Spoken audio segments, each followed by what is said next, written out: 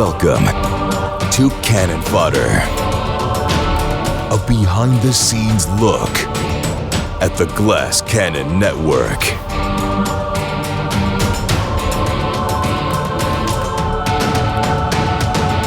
Yeah! What is going on, everybody? Welcome back to Cannon Fodder. It is Wednesday, September 18th, 2024. And I'm your old pal, Joe O'Brien. Hey, look who's back from 2 weeks off of the FOD. Oh, dude, the FOD Naish has been missing you, man. Best 2 weeks of the year. The Juice team, they've been missing you. Have they? I don't think that's anyone's asked. No, they haven't been missing you at all. They loved the Blood of the Wild cast. That was super fun. Can you do that every week? Well, I wish I could book that crew every week. That would be amazing. Well, no, we've had a couple great FODs, but we really have not gotten back to talking about Gatewalkers in a while. So that's what we're going to do today. We're going to catch up on a few eps of Gatewalkers, a little bit of We Are Stupid, some big news, including a whole show drop that hasn't even been discussed yet. That's going to be coming out next week. Very exciting news, an exciting one-shot for you guys to check out. And then, as usual, a little We Are Stupid and a little listener mail. We're gonna get into it. How was your time away from the FOD? I assume you were away from the FOD because you were just relaxing on a beach. Right, yeah, that's the best part is like I was definitely not working on other stuff that I couldn't appear on the FOD. I got to actually take time off. Slam sandwiched. Yeah, no, it's just nonstop. Every time I think that, oh man, finally I can come up for air, like something else. And this is good, man. I mean, it always sounds like I'm complaining. It's one of those things where I feel like I'm insane because I keep telling myself, like, I think I got a pretty easy week. So it's like the insanity of doing the same thing over and over again, expecting different results. But no, things have been good. This is a busy week as I have to travel again for a top secret trip.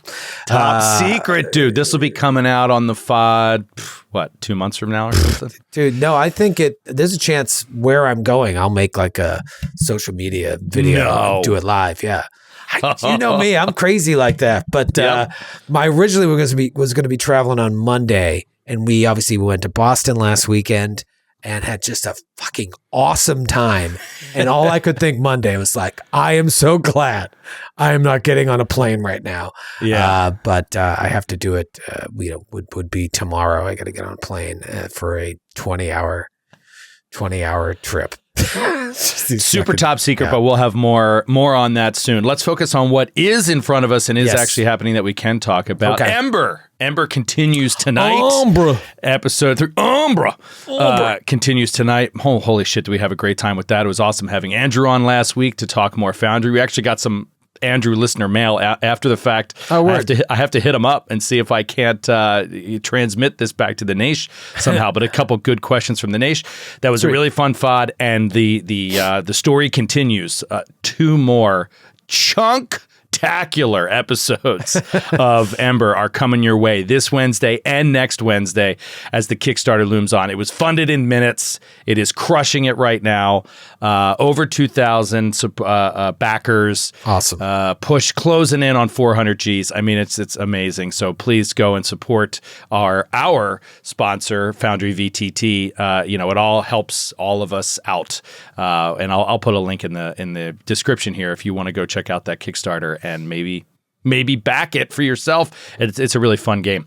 All right, let's talk about the big news. A very sudden, quick turnaround project has come up that's going to be a blast. Both you and I are involved, and it's airing next week.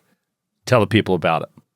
We got a lot of good friends in this industry, and so they're always, we're making friends over the years. And one of our good friends reached out. Our buddies over at Beetle and Grimm's, Pandemonium Warehouse, Matt Lillard and Bill Rayor. They've got a Kickstarter for Volume 1 of their Faster Purple Worm Kill book that they're releasing, and they were like, we wanna do something with Glass Cannon. Would you guys want to do a Faster Purple Worm? And I was like, hell yeah. So next Monday night, I will be running one of the scenarios from the book. They sent me 5 different scenarios to choose. It's so cool because, like, obviously you and I played it when they did the big show in LA. I've done it on different con shows in San Diego, and I mean they're doing it now at the Comedy Store every like third Sunday of the month. I'm trying to get out there for one of those, but it's become this like thing now, and they've got this whole book of scenarios so that you and your friends can run a faster purple worm kill. So I'm going to be running one of the scenarios of the book with you, Matthew Lillard, Ross, and Sydney. I mean, what a great crew! What a great crew to kill! What a great crew to kill! That's going to be great. Let me throw it up here. I didn't even think about this before, but they actually sent me the book cover, so I should be able to share it here. Let me see if I can bring it up here. Yeah, there we go. Look at that. That should work. Yeah, there it is. Look at that. A new Faster Purple Worm book. Everybody Dies, Volume 1. Great title. It's good stuff. So very excited for them, and holy crap, am I excited to play D&D with Lillard and Ross Bryant. Yeah. I've never played with either D&D with either of them, and I've obviously been friends with them for years. So it's great to get that chance tonight or next Monday night. It's gonna be awesome. Yeah, it's fun because it was like the last day of Gen Con, and we were at our most beat. And Lillard comes rolling over to the booth, and he's like, "I want to do something with you guys." We're like, "What do you want to do? What day of the week is it?" It's like, I don't know. We should do something together. And so hopefully this is the first thing in a string of other cool things that we're going to do. They're really great guys. And, I always get the feeling in this industry, we've been doing this for almost 10 years now, that like we don't always connect with the zeitgeist of actual play. Do you know what I mean? Like we're a little bit older, a little bit bawdier, just a little different, and a little East Coaster. And immediately upon meeting the Beetle and Gribbs guys, I was like, these are our people. Even though they all live on the West Coast, these are guys that went to Circle in the Square Theater. They were in New York. They get it, and they're older and they're just cooler. Now they seem to approach. They like to play the game the way we like to play the game. Yeah, and those things match up nicely. And so, I'm very much looking forward to that. What else? So some big streams this week, which I'm excited about. You're in streams? Yeah, I am going to be playing 2 different video games this week. I continue playing some Remnant 2 with McD. That's actually today on our Twitch channel at 2:00 Eastern. If you're listening to this on Wednesday morning, you could catch that stream 2:00 Eastern. McD and I are going to continue our crazy Remnant 2 run, and then on Friday, happy hour, 3 p.m. to 5 p.m. Eastern time. I'm very excited to say I'm going to be trying out Space Marine 2, Warhammer 40K's Space Marine 2 with Skid and Rob Kirkovich. So that should be amazing. Those two are so fired up for this game, and I'm just going to be there for the ride. So it should be really fun. Skid, Rob Kirkovich, and myself tune in Friday at 3:00 Eastern live on our Twitch channel. That's it for news off the top. Let's get right into the episodes because we got 3 to cover, Troy. It's been 3 weeks. Episodes 49, 50, and 51. Oof. The GCP Campaign 2 have gone by, and I'm just going to hit some quick highlights here and keep it moving. I remember episode 49, She Who Walks Through Seasons, was awesome. That concept was so incredibly cool. I had never seen anything like that in an adventure. Yeah. A living goddess in a way of the world that you could climb onto and had a whole jungle on its back. Yeah, it's like kaiju. Yeah, a really cool concept, and that ended up being a really, really fun encounter and a really fun whole situation. Speaking of that encounter, another highlight. We used multiple deviant abilities, which we do not do often, and we had multiple failures on the backlashes. Yeah. Kate failed, I failed, and it was fun to see that and how dangerous that is. Brother Amius was frightened 3. That was scary. I mean, that it certainly doesn't shut him down because he is primarily a healer, and that wouldn't really affect the healing. But man, any kind of caster or damage dealer, or melee damage dealer, if you are frightened 3, that incapacitates you basically. So yeah, these backlashes are intense and tough. So that was definitely a highlight. Moving on to episode 50, Genthiel manages to cure Lavallee and bring her back. She says she needs a few days to plan for the calculations. And this is where we have a really great role-playing opportunity with the elves. We get to meet a lot of the elves. Party. We get to party and talk a little bit longer, and we spend days doing this. And this brings up an interesting point, which I'll talk about a little bit more in We Are Stupid, but talk to me about your process, your thought process on the archetype that was brought up.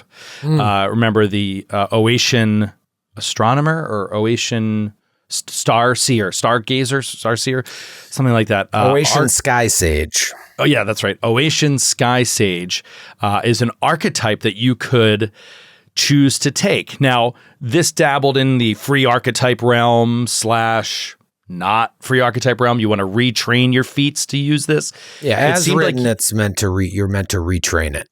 Right. I said from the outset, like back on session 0 of this that we recorded remotely before episode 1 of GCP Campaign 2 ever aired, that I was against free archetype, and I still stand by that, especially in a 5 PC campaign, because although you can use free archetype to just add more flavor to your character, I believe it can also be used to... It can be weaponized. It can be weaponized. And I don't think this group is necessarily the group to do that, but I also don't want to police it.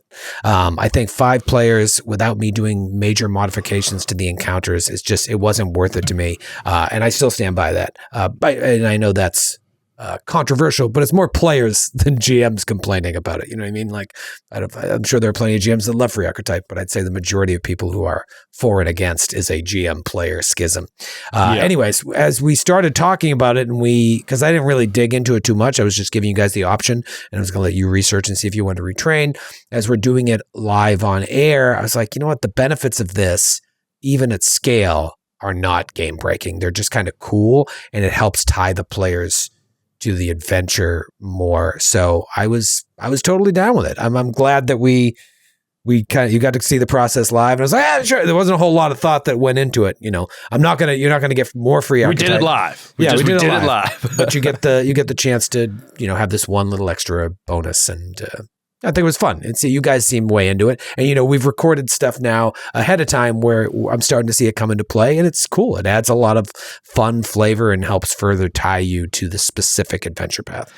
I agree. I love it. I would have done the same exact thing. I felt that it was a way to tie the characters to the story deeper and some way to kind of feel out how unique this adventure path is, and how your characters would never have this ability. They could never take it in another game, right? Like, it's so specific to this story. So that's an interesting thing, and I'm glad that we were all able to benefit from that, and it just makes the characters feel deeper. Moving on to episode 51 highlights, I got to say, I'm going to highlight the Bant in 51 at the top, because that was the Hoagies, Grinders, Subs discussion, and it generated a lot of talk, which is really fun, hearing everybody's kind of different ways to say it. And I want to highlight one comment, which I like to highlight the comments that people make that make me laugh out loud. This one was based on Sydney's misunderstanding of what a pork roll is. Mm-hmm. This one from @Greeting Card Boy on the YouTube comments. Why is it Jersey Mike's subs and not Jersey Mike's pork rolls? Just imagining that as a storefront. Jersey Mike's pork rolls. It's always funny to go do a show on the road and how the Bant from the previous episode is what everyone's talking about. Like, so many people came up to me at the VIP and they're like, Grinder? What? I live in Massachusetts. Like, not in the North Shore. Not the North Shore. Oh, that's so funny. All right. Well, in episode 50, a seed was planted and it flowered in episode 51. The seed that was planted was Zephyr's interest in a young man at this party, and perhaps they spent a few days together. And then, of course, the MVP and titular character of episode 51 is Valtrex. Valtrex, son of Valtor. Valtrex, son of Valtor. That was absolutely a highlight for me. Obviously, so many amazing jokes played off of that. There was a comment that I forgot to pull that said something along the lines of like, I've never seen chapstick applied so aggressively. which was a great line. And then one more I have to pull out because we made a ton of Valtrex jokes, and some of them were gut-bustingly hilarious. No one made this joke, to my knowledge, and this was in the comments. Good job on you, BK Price, who says, Zephyr should ask her physician if Valtrex is right for her. That's good. Like that is, yeah. It's just good. It's good. It's good. That was really fun, and I think that there were comments about. I don't know how to feel. Tell me how you feel about this. There were a few comments that said it felt like Kate had a potential actual moment there that was stepped on by comedy, by us all, making this joke. I feel like it was fine. I feel like the kind of drama of her moment, the decision, everything, it was all in there, and she decided to go this way. But we did kind of make it a little silly. I don't know. What do you think looking back? I'm assuming you think it was perfect in every way. I mean, it's funny. I'm sure there's people that don't like, well, I know because I've been told there's people that don't like Hubert, don't like stuff like this. It's like, well, thanks for listening to the show every single week. Like, this is the show. It's funny. If it's getting a laugh, that's all I care about. I don't think we stampeded over any moment there. I think it was funny. I think she was all right. I think she made the decision. It was interesting, though. Should it, if we take it out of the comedy aspect of it for a second, it was an interesting concept, Could you legitimately have your character just leave the campaign in that moment? That'd be awesome. I'd love to see somebody do that. I think it's cool. I think it would be a bold choice and extremely cool. And how great would it be, especially if you were like feeling the idea of, I'd love to try a new class. I thought this would be a perfect story time to do it. And then as a GM, you can, the end of Return of the Jedi kind of like, you can bring her back as part of a celebration or whatever. You see a celebration on Castrovel, and there she is. Like it would be so cool to have that option be real, and that's why I love TTRPGs. Well, you did it with Lork. You came to me. You're like, I want him to leave. I feel like he's a failure for letting so and so die. And Galabras. I was trying to keep it spoiler free.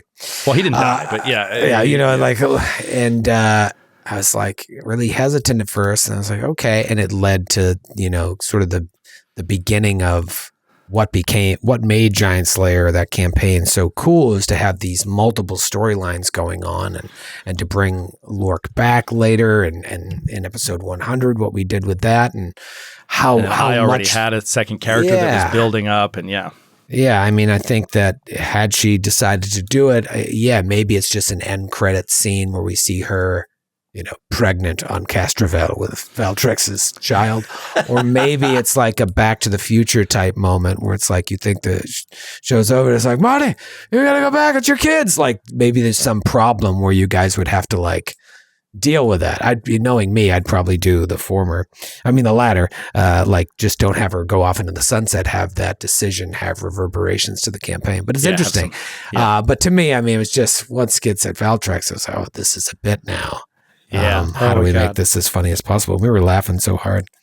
We also got some good comment. We got a lot of praise on our tactical execution of the Golem fight, which was really fun. We just like housed them, but it was also some good rolls. Some good rolls supported that. So yeah, that's in the campaign too. It says like if they skip this encounter when they come back, they're there and they're berserk. So it wasn't that's cool. I thought you were just doing it because you were like, well, I mean, you left them there, so now you got to fight them in a different way, and I'm not going to let you work around them. They're berserk. That's one of the reasons I wasn't like bummed about you guys skipping it, because I was like, I knew it was written for you to fight them again. I was like, this will be fun because now you're leveled up and you'll just stomp them. It'll be a fun little moment there. But yeah, that's all as written. That's cool. All right, let's take it into the notes from Professor Eric with a little We Are Stupid. We are stupid. We certainly are. Episode 49, Professor Eric writes in with a long and detailed explanation of why Professor Eric was at Boston, by the way. Yeah. Oh, yeah. That's right. I'm waiting the VIP line. He goes, we met before. I don't know if you remember me. I was like, why do I know your face? He goes, it's Professor Eric. I'm like, Professor Eric, you son of a bitch. You son of a bitch. I missed him. That's a shame. I didn't get to see him. He had no interest in talking to for real. It's like, I just like to talk to the GM of this game. he wrote in with a detailed explanation of what he believed Skid is doing wrong with Buggle's ignition. I'm not going to go into detail on it here because we will talk about it in an upcoming episode as Skid works out making this adjustment to how he was understanding how the abilities worked. You'll hear all of that live on air. It might even be this week. Yeah, it has to do with damage and the way it scales and whatnot, and we've finally figured it out. We finally figured it out, and we did some of that figuring it out work on air. So you'll hear it, and I think it's in tomorrow night's episode. All right. Also from episode 49, he says, you got the backlash stuff correct in the end on the deviant feats, but a bit by accident. Just to confirm, you we have to remember this, roll the backlash check first, but its results don't take effect until after the action. So you roll the check, do whatever the ability was, and then you apply the effects of the backlash. Rolling the backlash after versus before has no difference in when the effects are applied. However, rolling it first is obviously better for the players because it's information that a player can have as to what they do with their action. They may want to move a certain way or do a certain thing if they know they're about to suffer a certain backlash. So remember that as players, it's more advantageous to roll it before. It's a tiny detail, but would help us to know if that backlash is coming. Maybe get yourself in a position to be ready for it or prepared for it.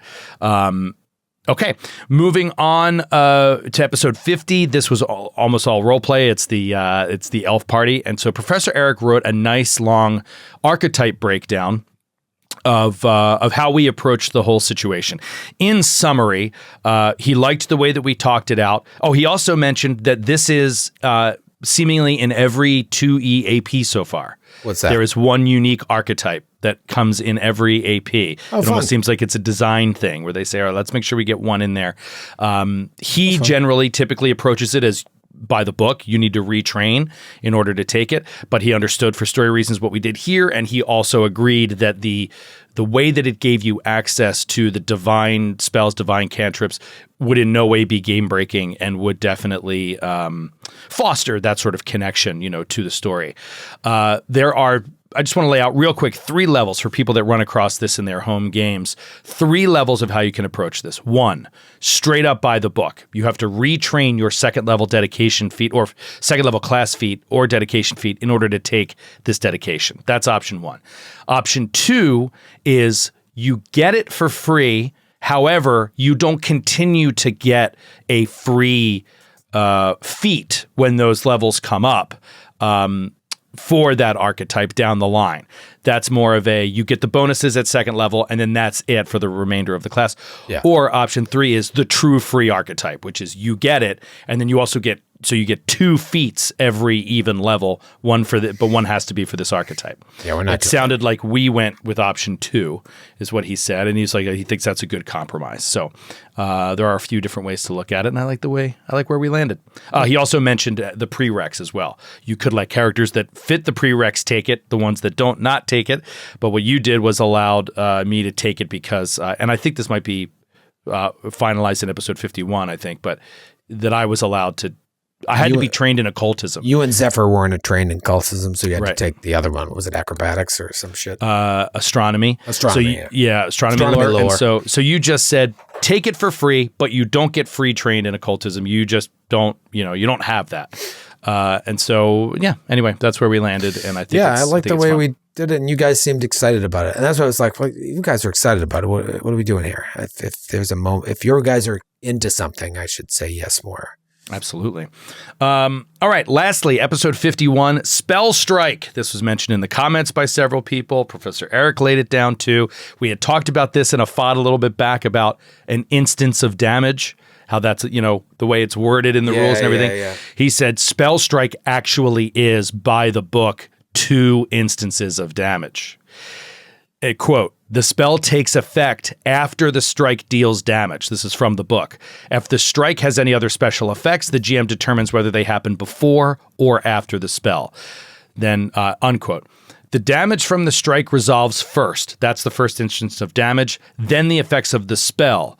This means a spell strike can proc a weakness twice. That's what I was going to just ask. Like if you were doing a hydraulic push with a warhammer, those like 2 bludgeoning and bludgeoning. You could proc a weakness twice. It would also be reduced by a resistance twice. Yeah, that's what I was. Yeah. Cool. This is different from things like Twin Takedown that explicitly combine 2 strikes for the purposes of immunities, weaknesses, and resistances. So most strikes, even strikes that have additional energy damage tied in, are going to be 1 instance of damage.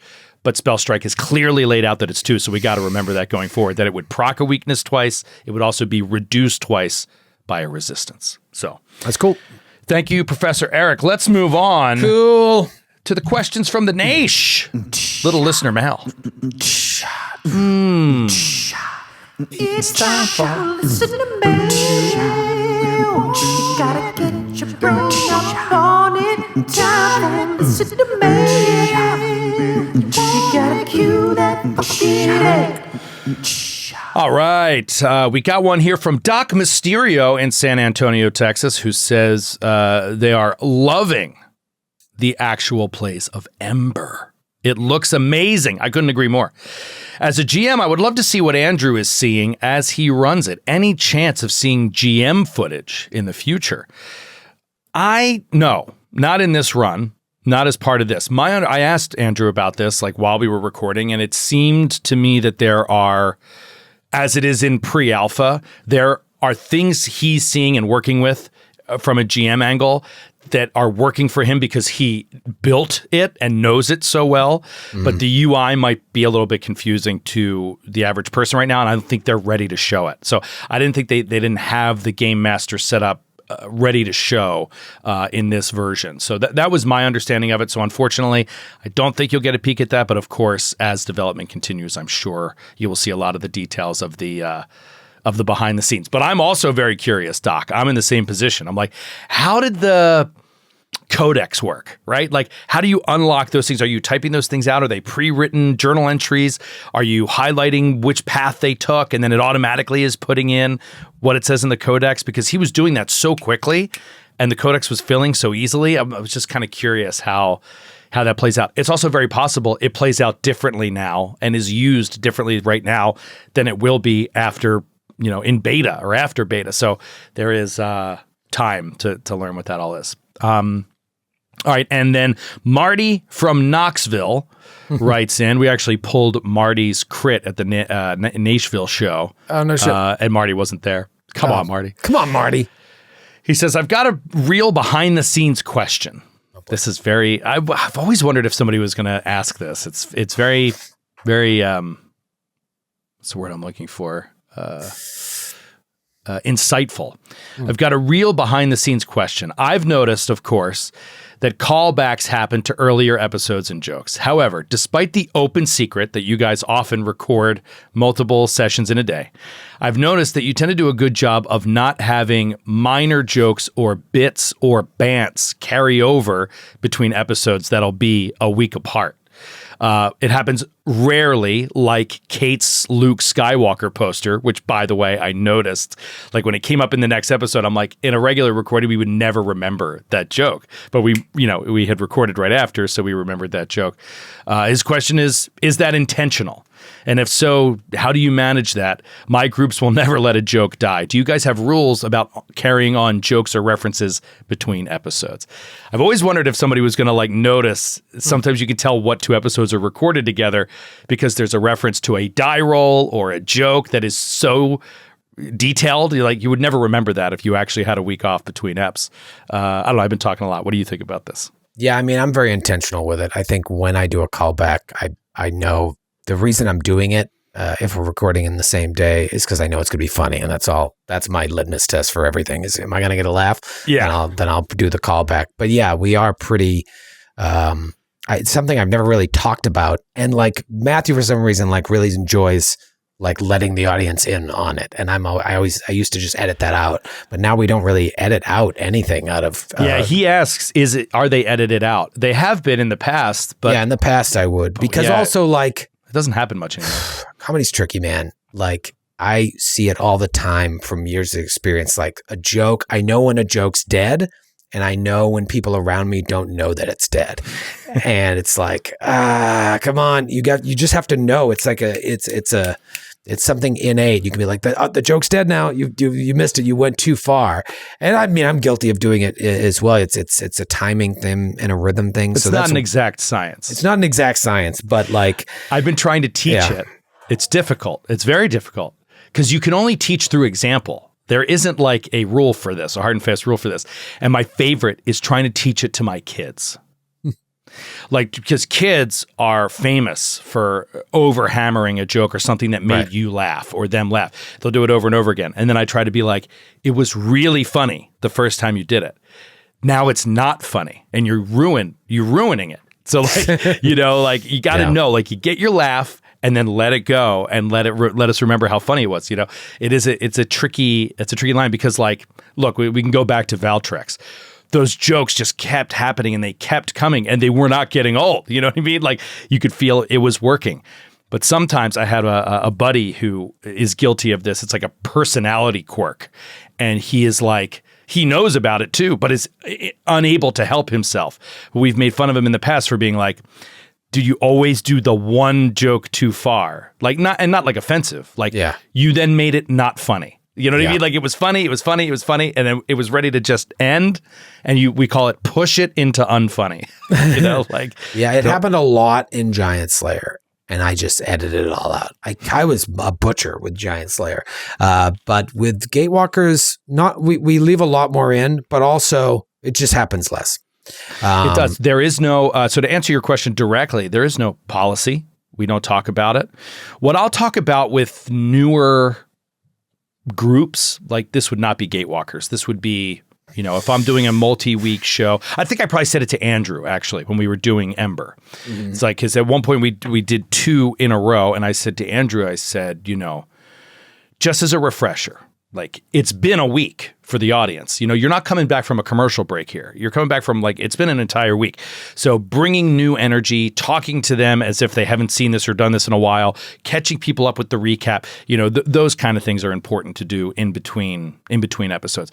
But with Gatewalkers, I mean, we never mentioned it anymore. Everybody's got it also it really amazes me to see how well Kate or even Skid at times, who seems like he wouldn't be on top of it, it's just like says so quickly without even thinking about it, you know, it's just like, well, you know, last week when we blah, blah, blah, instead of, you know, an hour ago, something that happened. It comes out so easily. I think that is just time and practice and doing it over and over. You think in episodic terms and you kind of are able to draw those lines, make those line breaks between the eps. Yeah.